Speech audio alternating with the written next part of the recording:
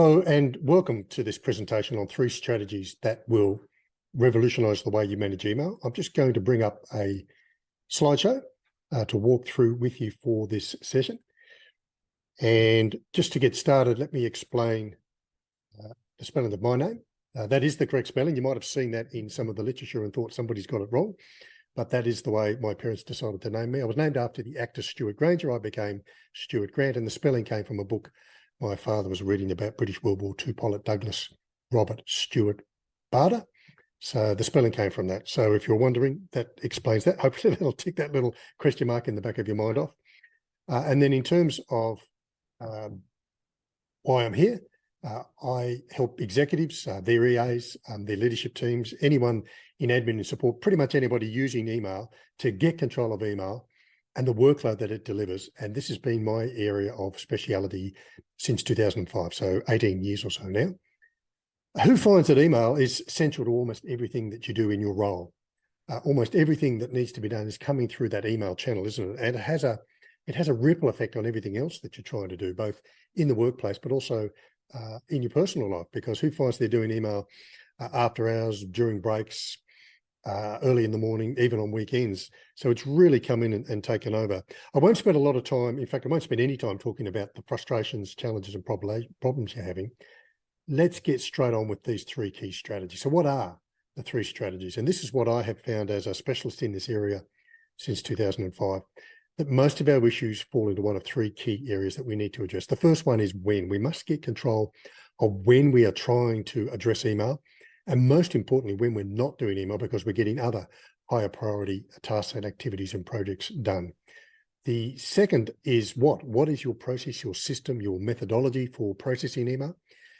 And the third of these 3 W's is where. Where are you storing the email to keep track of it while it's live and in progress? And then where do you store it when you're finished with it in a way that's quick to store and also then quick to retrieve? So it's a bit like a combination, say. We've got 3 dials to tweak: the when, the what, and the where, and some of them need a bit more tweaking than others. And when we get this right, suddenly productivity opens up to us, and the game is a whole lot simpler to play once we get these things in place. Some of the benefits, which ones appeals to you most? Would you like to save something like 67 and as much as 115 minutes a day, which saves about 18 to 25% a salary cost per year? Or is this the one that interests you the most? What I show you will save 15 to 20% of your headspace. And when I ask people to vote on these, headspace far and away is the one most wanted by those that are struggling with email at the moment. The good news, of course, is you get all 3 of them, So here's a roadmap of that revolutionize your inbox approach.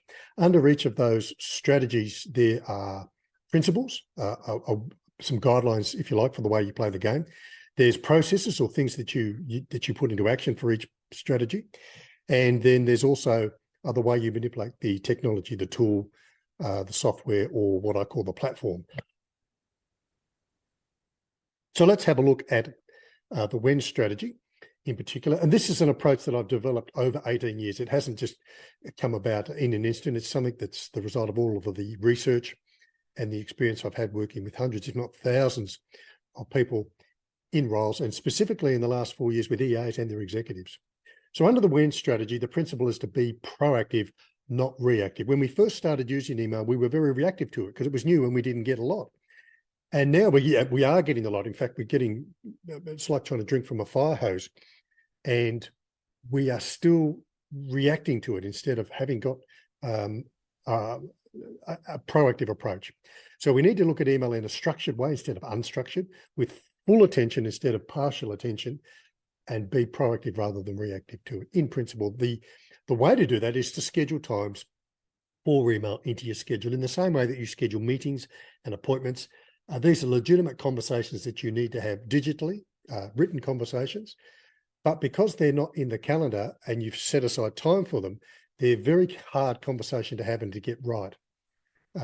So we should schedule times, and in my workshops, we talk about how often, what times of the day, and it varies according to your role. We talk about a few models. You might want to check every half an hour if you are in a highly responsive role, not reactive, but responsive role. Once an hour is the third model, and then 4 planned times a day for most people in most roles is regarded as best practice. And you flex, pick a model, pick a structure, and flex from there according to your role or according to the time of the business cycle or the day of the week, whatever. But at least have some sort of structure instead of being unstructured. So that's the process. And then once you do that, it allows you to go to your email platform and turn off all of the alerts, because you now know when you are going to look at email, which means you don't need to be reminded every time one is arriving. They're arriving constantly. You know they're always arriving.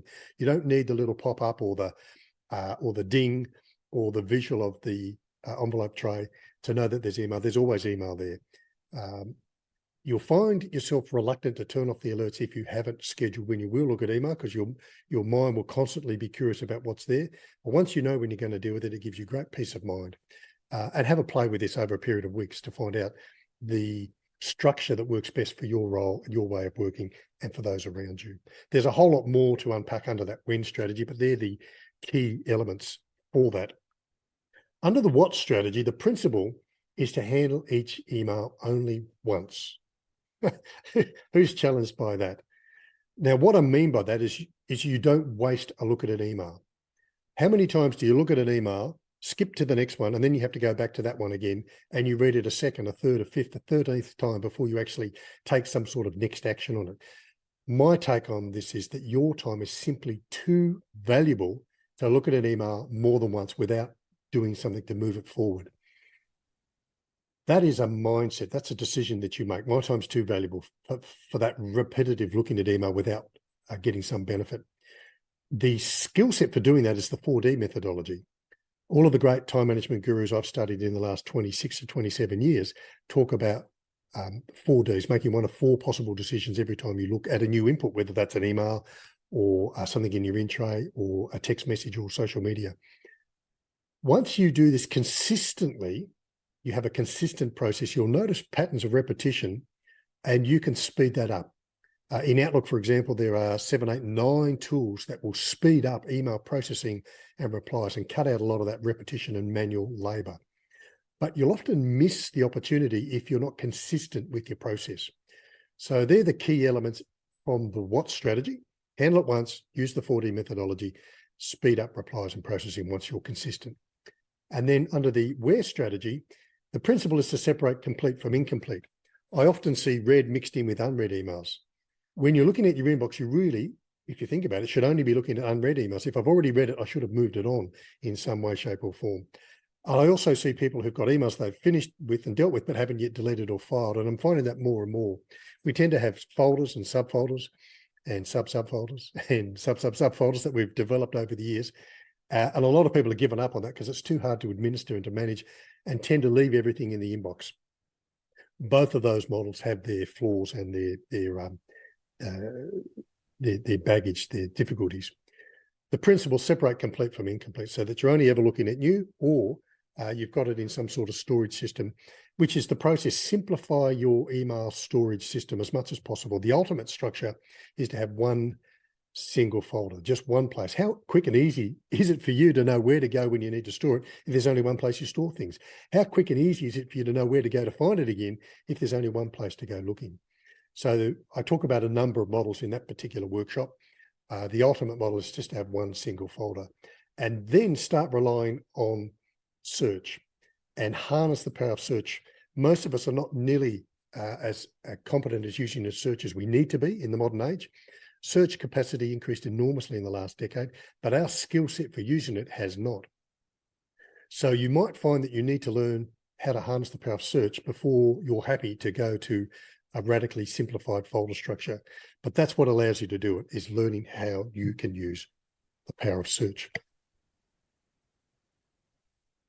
So what I'm going to hone in now for the next 15 minutes or so is the center of this model, which is the 4D methodology, because this is where you live all day, every day in the inbox trying to process email. So once you can get this process right, it will revolutionize your inbox. Let's talk about how you currently manage the inbox now, because you're doing the best that you can with what you know. So most of you, if you're Outlook users, and I will have a Gmail example shortly, have got on the left-hand side of your screen, you've got a list of folders, usually quite complex. In the middle, you've got a whole lot of emails that you need to address. And then most of us have a preview pane to a lesser extent on the right. most people I see have it using up half the space of the screen. You might have it below. A very few number of people have that preview pane or reading pane at the bottom, but the vast majority have it on the right. The problem with this view, of course, is that you probably find yourself constantly scrolling up and down the folders to file or to find. You're constantly scrolling up and down the emails to find the one that you need to take action on now. And you're starting to cherry pick which ones you action. You look at an email, no, not that one. You look at that, no, not that. Oh, now I cherry pick that one and you respond to that one.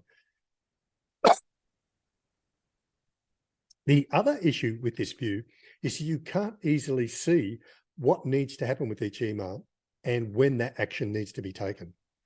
You constantly have to think about this in your head as you look at each email, and it uses up an enormous amount of mental resource and memory and mental energy trying to keep track of everything manually.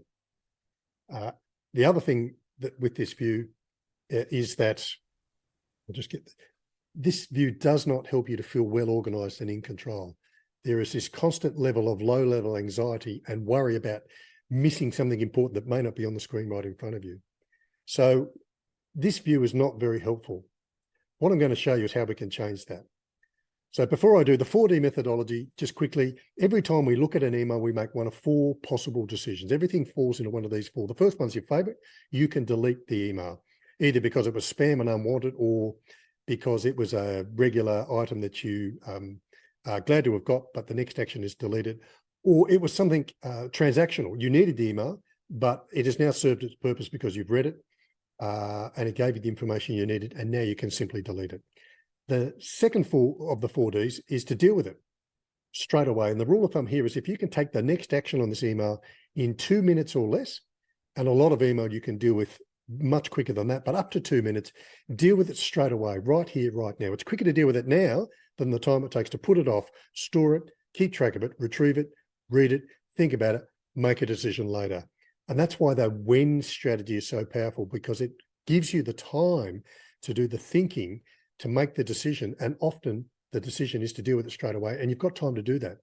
When you look at email as an interruption or distraction in an unstructured way, you tend to put them off. And now you get eaten alive by all the little ones, because there's lots of them that you didn't deal with the first time when you could have. And in fact, the research shows that 33 to 34% of email can be dealt with the first time you touch it. So that's a powerful strategy to have in place.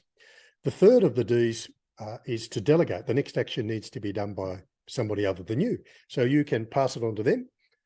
In Australia, we have the Aussie rules. You can hand pass it on to someone else with the appropriate instructions or requests.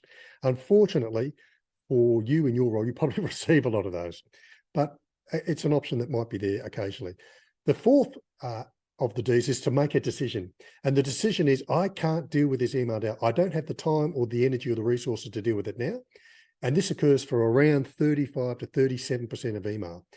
But we don't waste the first look at the email. We make some decisions about it. And we do this in 2 steps. The first step is where we very quickly go through new email and prioritize it, what I also like to call triage my inbox. And the second step is where we come back to that 37% and we do some deeper thinking, planning, or if you like, treatment. So think of yourself as a triage nurse dealing with all the urgent, and then you set aside some that need some treatment, some surgery at another time. So what we do is we turn a view of the inbox, which is chaotic and cluttered, into something that's calm and controlled by doing the following. Step 1 is you look at your new email and only your new unread emails, emails you have not yet looked at, and you then make a decision. This is shallow thinking, fast decision-making, because you very quickly want to sort and triage everything.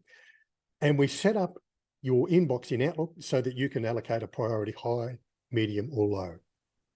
You can then type in a next action. I can't do this now, but what is my next action? And we can have a column where you can type in a next action. And the key here is to make sure that the first word you type is actually a doing word. It's an action-oriented word, like read, write, review, prepare, research, update. If you simply type XYZ project, it makes perfect sense now, but in 2 minutes, 2 hours, 2 days, when you come back to it, you'll have to read it again to work out what that was all about. Much better to type update spreadsheet for XYZ project, so that straight away, without having to read the email, you know exactly what needs to be done. And then the third thing we should capture is, when are you going to do that? It's obviously not now. Is it later today? Is it tomorrow? Is it next week? Is it next month? Can it wait until next year? But you allocate a date for that. And when you have filled in these three fields, you then hit the enter key on your keyboard and they will drop into place further down your inbox. So you effectively turn the inbox into a dated to-do list, and you're across everything and gives you great peace of mind. So this system captures what you need to know, stores it where you need it, but only brings it back to your attention when you need to see it. You are not distracted by it when you don't need to be. So it helps to narrow your focus, like putting blinkers on a racehorse. So you can now be highly productive just working on the ones that need your attention now. The second step, the treatment step, is where you go to today's emails that you have already prioritized, given a next action to and a date, and you start working through those. And this is a deeper mindset that is slower. And we want to separate those two mindsets. So deeper and slower. And you're now what I call managing your workload. Now you work through your emails in order of priority from high down to low. So you're working on first things first. There's a pretty good chance you won't get everything done in a day, but the ones you don't get done are the lowest priority because you've been working methodically from top to bottom. By having the next action, you won't need to reread and reanalyze that email for the second, third, fifth, 15th time. You've captured what needs to be done the first time and you can get on with it really quickly. You may need to read the email for data or for detail, but in terms of clarifying what it's all about, you've already done that the first time you looked at it. And because you have allocated today's date, you'll only see the ones you need to see today. You're not disturbed by tomorrow, next week, next month. They can wait to their appropriate time. So this system allows you to really have great clarity about what needs to be done, when it needs to be done, how important it is. And you don't have anything in your inbox that you're worried about because you're across it all and you've captured it. And you're only looking at today's. The others can wait to their due date. So they're out of sight because they're further down your inbox. They're out of mind because you're not seeing them, but they are not out of control. And mentally you have great peace and calm, and it frees up a lot of headspace because you know what's going to happen and when it's going to happen. You're not having to make that up every time you look at the inbox. So you move from a view that's chaotic and cluttered, out of control, to something that's cool, calm, collected, and controlled. It gives you great peace of mind. It gives you great peace of heart. It gives you a great sense of empowerment and being in control, and clears up an amazing amount of your headspace. So as an example of this, this is a client I was working with just recently. Her name's Jen. She's in Vancouver in Canada, and she was desperately needing help. She had an inbox with 48,901 emails, and she was stressed to the eyeballs. I worked with her for an hour and a half. We converted her view of the inbox. And 5 days later, she turned up on one of my weekly doctor email sessions at what would have been 7 or 8:30 at night her time, but she turned up at 12:30 my time here in Australia, quite unexpectedly. I didn't know she was going to do that. And I record every one of those doctor emails. So I've got this recording. I said, "Oh, Jen, it's great to see you. Listen, it's only been 4 or 5 days. How are you going?" And what she said in essence was, "Listen, instead of having 48,900, I've only now got 9 that I need to pay attention to. And there's 21 in the junk folder if I want to get to them sometime later. And the stress has just dropped away." Right? And I've spoken to Jen a couple of times since, and she actually looks like a whole new woman. The last time I spoke to her just recently, I said, "You are glowing. You are cool, calm." It's changed her whole life.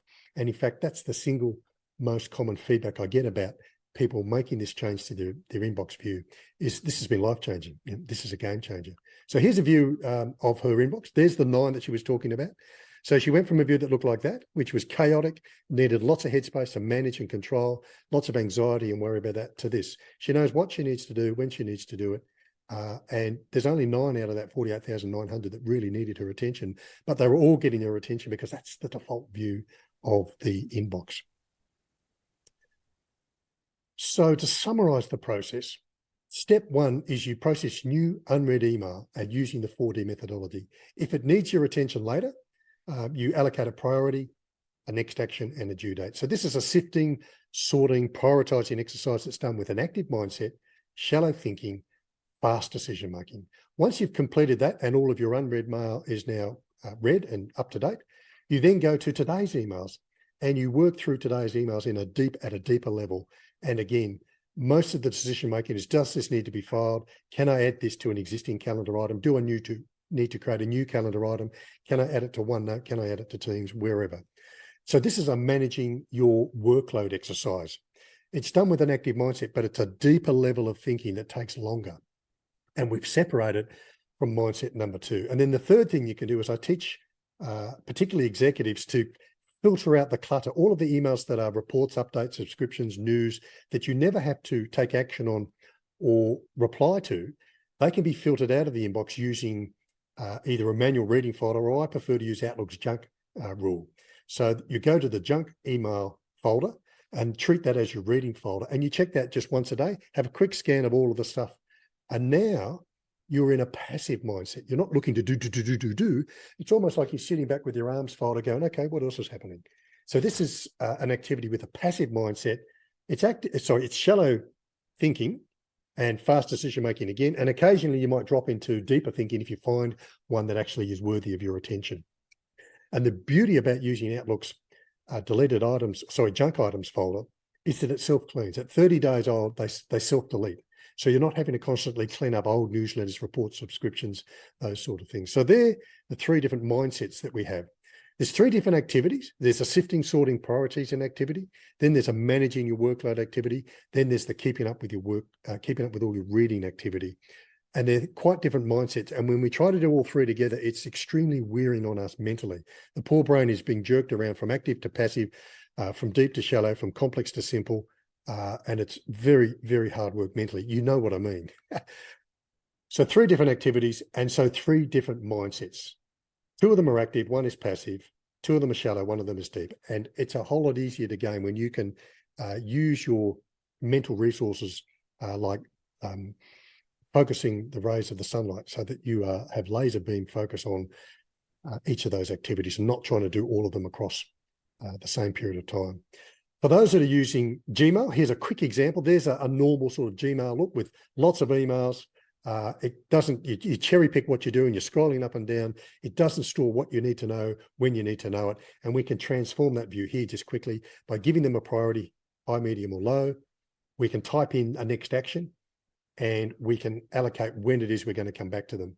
One of the beauties about the notes version of Google or Gmail is that you can write quite comprehensive notes, and they're easy to see here in this window when you have the email selected. So this allows you, again, to work through your emails in order of priority. The next actions means you don't have to read it again to clarify what it is all about, and you're only looking at the ones you need to look at in order of date. So we can do the same thing in a Gmail environment. So I hope you like that view. I'm sure you'll have some questions in terms of what you could do from here in terms of next steps. Firstly, it depends whether you've got plenty of time but not much money. In that case, you probably try and work out how to do this for yourself. I do warn you that it looks simple, but it's a simplicity that lies the other side of complexity. It took me 12 years to work out how we could do this. So it could take you quite a lot of time. But if you've got the time, knock yourself out, have fun with that. If you're short of time and you just want the shortcuts and you've got a budget that you can allocate to this, reach out to someone who can help you. And I'm happy to be that person if that would help. As far as I know, I'm the only one in the world teaching that triage process for the Outlook inbox and for Gmail. And I'd be very happy to help you. I've got recordings. You can start this at your own time, do it at your own pace, and enjoy one-on-one coaching support from me to ensure that you are able to implement accurately. As I said, most people in the last 3 years say it's been life-changing. If you'd like that, I'm here to help. So as you are probably aware, this presentation has been pre-recorded, but I am sitting in the audience there, and I'm at the end of the chat. If you want to ask any questions, please feel free to jump in and ask anything about what we've talked about, the whole overview in general, or that triage process in particular. I'd love to be able to answer some quick questions. And if you've got some feedback, love to hear what you think. What's the most useful idea you got out of today? What do you think you could take away and put into practice? We've had 20 to 25 minutes, and hopefully you've just got a sense that what we've talked about is the tip of the iceberg. There's so much more to learn about managing one of the parts of your work that you are involved with all day, every day. If you can save some time and energy there, it will have a knock-on effect in lots of other areas of your work as well. So thanks for listening in. I hope that's going to make a big difference. And I look forward to answering your questions now. In the meantime, I'll just wrap up this recording. There's my details if you want to take a screenshot. And I look forward to hearing from you anytime you think I can help you in the future. Bye-bye for now.